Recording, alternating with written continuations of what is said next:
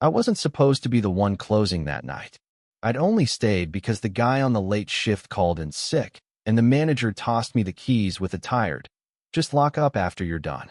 So, really, none of what happened should have happened. The repair shop looked different at night, quieter, almost too still. The overhead lights hummed, a soft electric drone that filled the spaces where people normally talked. I was wiping down the counter, trying to finish quickly, when the bell above the front door chimed. She walked in, not in a dramatic way. No slow motion, no spotlight, just a firm, unhurried step, like she was used to entering places without asking permission from the air around her. A woman in her mid-40s, maybe older, but the kind of older where you stop noticing age after the third second of looking at her. Dark hair swept behind her shoulders, a jacket she didn't bother to zip, a slight crease between her brows like she'd been thinking too hard about something she didn't want to say aloud. "I know you're closing," she said, breath a little uneven from the cold outside. I need someone to look at my car. Tonight." Her tone wasn't demanding, just controlled. Too controlled. I wiped my hands on my shirt, suddenly aware of the grease smudge on my wrist. Yeah? Sure. What's going on with it?" She hesitated. Not long. Maybe half a heartbeat, but enough that I noticed. "It's making a noise," she said. Scraping. Metallic." Then she paused again and added, almost reluctantly, "I didn't want to go home with it like that. Most people overshare the moment they panic about their car. She didn't. She didn't give me the whole story, just the part she thought I needed. I kind of appreciated that. "Okay," I said. "Can you bring it around?" She nodded once, curt, then turned. And I swear, it wasn't flirtation, not anything like that, but the way she glanced back over her shoulder, like checking if I was actually following through, made something tighten in my throat. A small, searching look. Quick, but present. Outside, the air was sharp, and her breath fogged the space between us. Her car idled at the curb, an older model, clean but definitely aging. She leaned against it with her arms crossed, more to steady herself than to stay warm. "Been a long day?" I asked before I could stop myself. Her lips twitched, not quite a smile. "You have no idea." I crouched to inspect the wheel well, pretending I didn't notice her watching me. Not staring, watching. There's a difference. Staring is invasive. Watching is careful, intentional. She wasn't seeing what I was doing. She was trying to read something else. Maybe whether I knew what I was doing. Maybe whether she trusted me. Maybe something else entirely. When I stood, I wiped my palms again. "You were right. Brake shield's bent. I can fix it. Just needs a few minutes." She exhaled like she'd been holding her breath for hours. "Thank you." The way she said it, soft, almost relieved, made heat crawl up my neck. Back inside the shop, she stayed near the door at first, like she didn't want to intrude. But then she drifted closer, one slow step at a time, until she was near the counter. Not close enough to touch, but close enough that I could hear the faint rustle of her jacket when she shifted her weight. "You're younger than I expected," she said, eyes tracing the tools on the wall, not me. Should I be offended by that? She huffed out a quiet laugh. "No, it's just you seem calm. Older than you look." My wrench slipped out of my grip for a second. Not dropped, just slipped. Calm. Nobody ever called me that. When I finished the adjustment and straightened up, she stepped forward, fingers brushing the edge of the counter. A small, unconscious gesture. But her touch lingered there. "Thank you," she said again, softer now. Then her eyes met mine, and the air between us changed. Not warmer, not colder, just attentive. For a moment, neither of us moved. And I still don't know why her next words hit me the way they did. Why I still hear them even now. "You don't have to pretend you don't notice things," she murmured. I didn't answer. Couldn't really. She left a minute later, but the door closing behind her didn't take the moment with it. It stayed. It's still here. And I'm still replaying the way she said it. Like she knew exactly what I hadn't dared to admit, even to myself. I didn't expect to see her again so soon. 3 days after the late-night repair, I was sorting invoices in the back office when the front door chimed. The shop was busier than usual, customers talking over each other, phones ringing, compressors firing up, so her voice shouldn't have stood out. But it did. Is someone free to take a look?" I stepped out before I even thought about it. She stood near the counter, hands wrapped around the strap of her bag like she wasn't sure whether to stay or leave. Her hair was still slightly damp, probably from the drizzle outside, and she looked different from the first night. Not worse, just worn around the edges. Like she hadn't slept well. Like something had been pulling at her. Her eyes flicked to me, and she stiffened a little. Not in discomfort. More like surprise she couldn't hide fast enough. "You again," she said, but her tone softened halfway through the words. Then she cleared her throat. I didn't expect well. She always stopped herself mid-sentence, like she was editing her thoughts before they reached me. I tried not to stare at the faint circles under her eyes. "What's going on with the car this time?" "It's probably nothing." She glanced down, adjusting her grip on her bag. "I just thought I heard the noise again this morning. It might have been in my head." There. That tiny fracture in her voice. Almost invisible, but enough to slip through. "You want me to check anyway?" I asked. She hesitated. Not for the car, for everything else she wasn't saying. "Yeah," she finally murmured. "If you have time." I took her keys, but when I turned to head outside, she stepped closer. Too close. Then quickly stepped back like she hadn't meant to. Her hand hovered in the air a second before she let it fall. "Sorry," she said. "I thought you were going the other way." She wasn't usually this off balance. It pulled at something in me, something I tried not to name. Outside, she watched me inspect the car from a distance. Arms crossed, shoes shifting on the concrete, gaze drifting away any time I looked back. She was guarded, but not cold. Just careful, like she'd learned somewhere along the line that being open cost too much. When I straightened up, I said, "It's fine. Nothing serious." She let out a breath that trembled at the end, just barely. Then she brushed her hair behind her ear, except her fingers lingered there, like she forgot to let go. "You always sound so sure," she said quietly. "It's grounding." Grounding. No one had ever used that word for anything I did. We stood there in the thin drizzle, close enough that I could see the small flecks of rain clinging to her lashes. She didn't look away this time. Not right away. "Thank you," she said, but softer than before. Almost like she wanted the words to land closer than the space between us allowed. I handed her the keys, and her fingers brushed mine. A small, fleeting touch. But she didn't pull away immediately. And neither did I. The weather turned strange that evening. Warm all day. Then suddenly a windstorm that rattled the shop's loose panels like someone knocking to be let in. Most customers had canceled. So when she walked in near closing, shaking out her umbrella and brushing hair from her face, it felt almost unreal. Coincidental in a way that made my pulse pick up.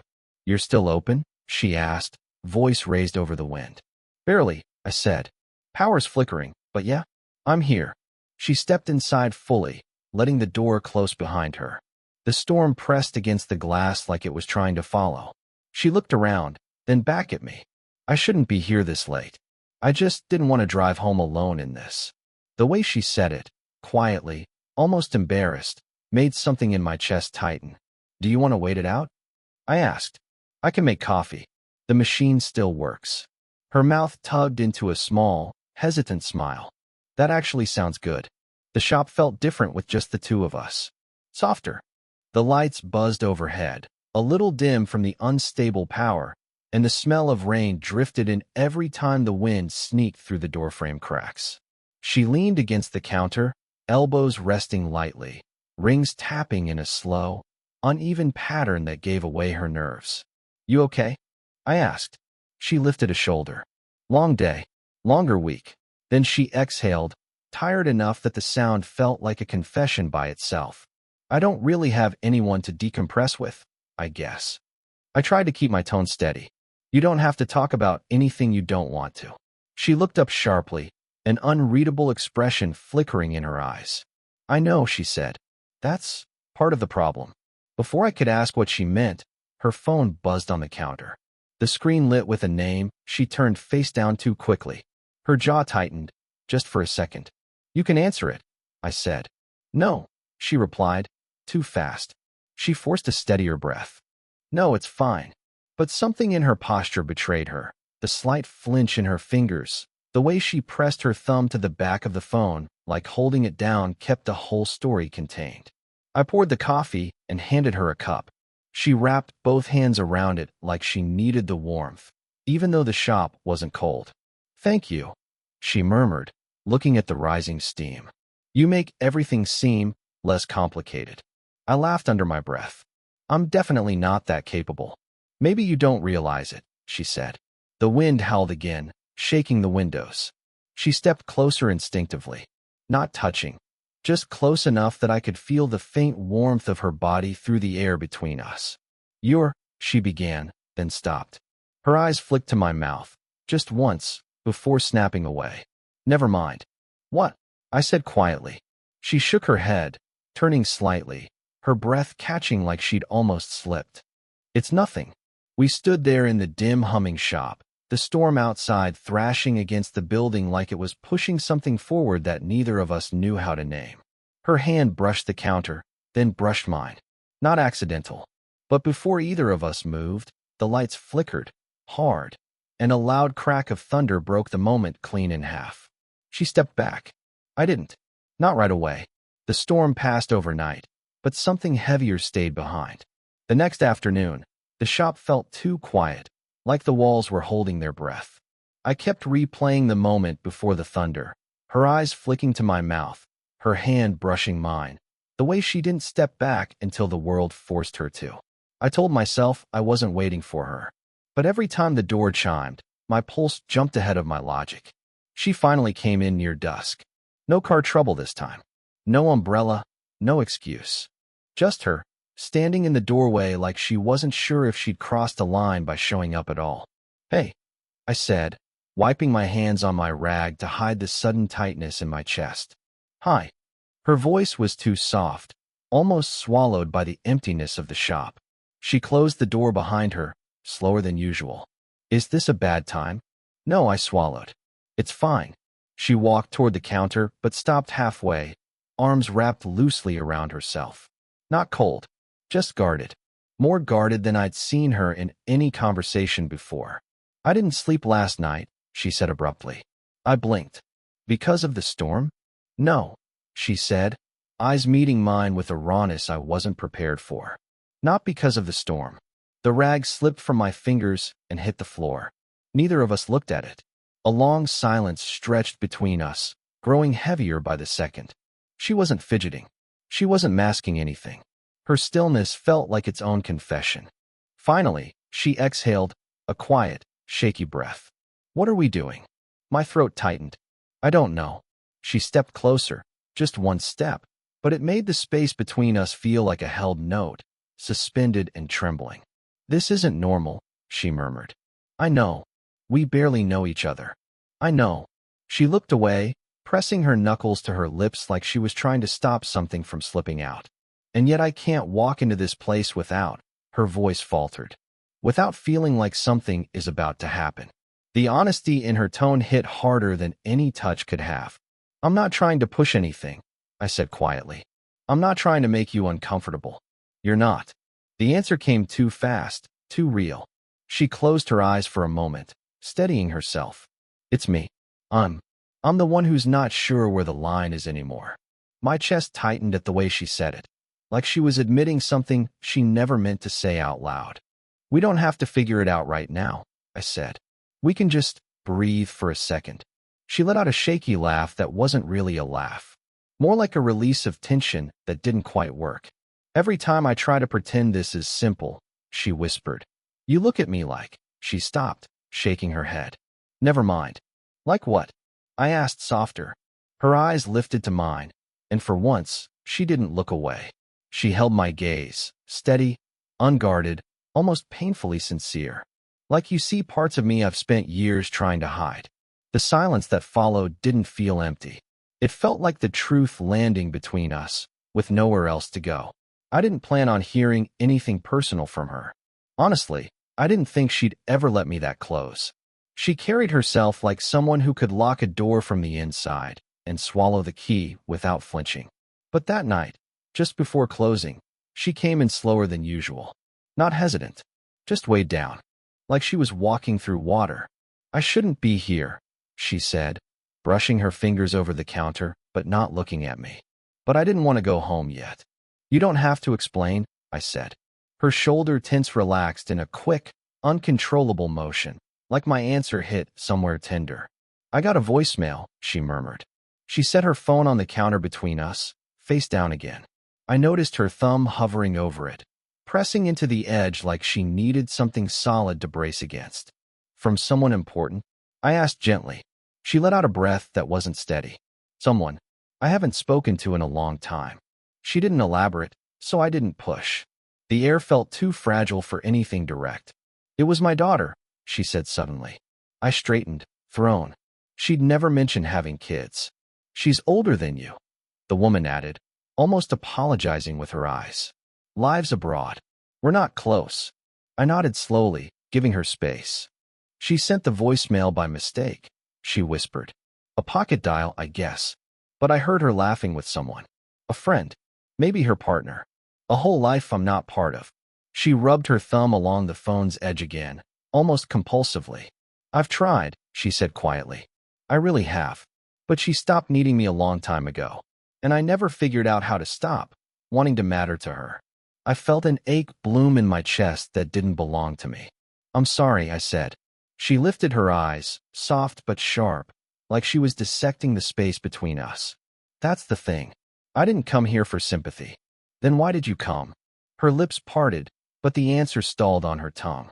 She looked away, then back at me. Fast, unguarded, unintentional. You remind me of something, she whispered. Of who? I asked. But she shook her head before I even finished. No, not someone. Something.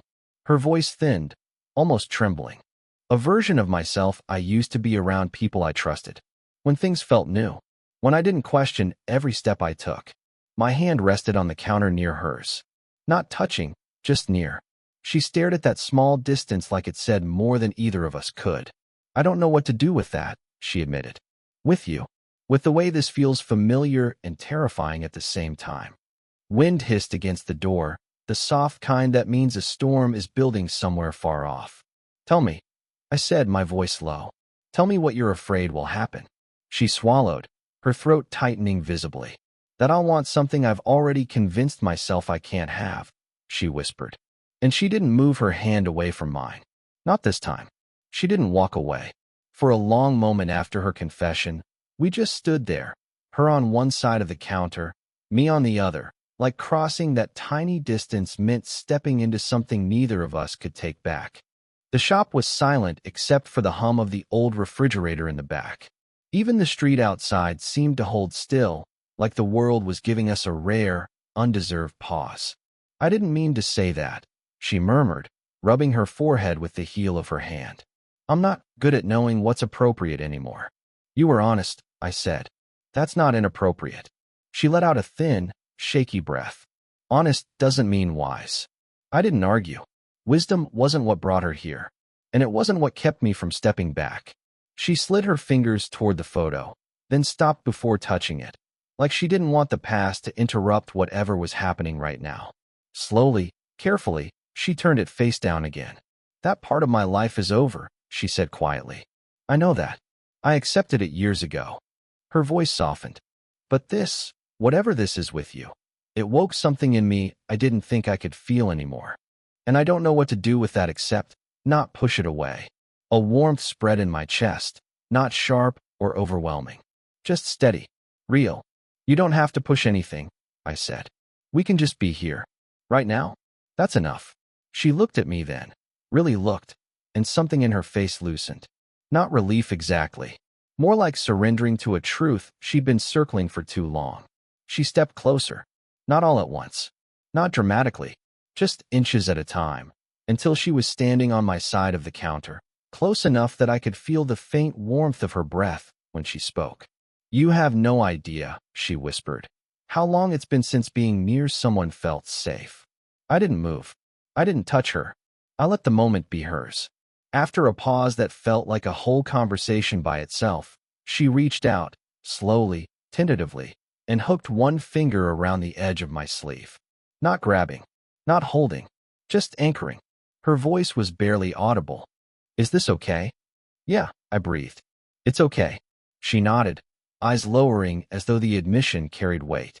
Then she leaned, not into me, but toward the quiet, into the small space between us that had been charged for days. Her forehead hovered near my shoulder, not quite touching, a quiet collapse without reaching the ground. "Thank you," she whispered, "for not rushing me, for not expecting anything." "I'm not going anywhere," I said. Her finger tightened around my sleeve, just a little. A small, human grasp that said more than any confession could. We stood like that, her leaning forward, me standing still, both of us breathing the same slow air, as if the world outside couldn't reach us in here. Eventually, she lifted her head, eyes glassy but steady. "This is real," she said softly. "I don't know where it leads, but it's real." I nodded. "It is." She didn't let go of my sleeve, and I didn't ask her to.